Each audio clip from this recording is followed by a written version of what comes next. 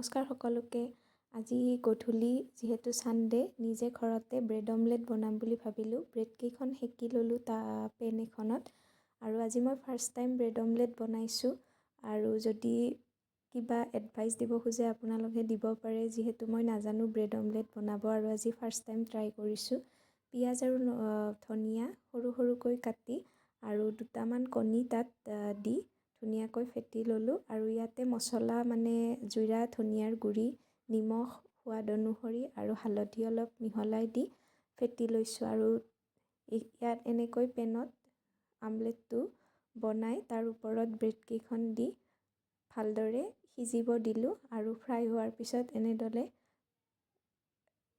Fry কৰি বনালোঁ bread অমলেটটো। সিমান ভাল হোৱা নাই যদিও খাবলৈ টেষ্টি হৈছে আৰু লগত বুন্দিয়া ভুজিয়া লৈ আজিৰ চাহকাপ গধূলিৰ। আপোনালোকে কি বনালে গধূলিৰ চাহকাপৰ লগত, কি স্নেক্স বনাই জনাব কমেণ্ট বক্সত আৰু ভিডিঅ'টো ভাল পালে লাইক কমেণ্ট কৰি জনাব।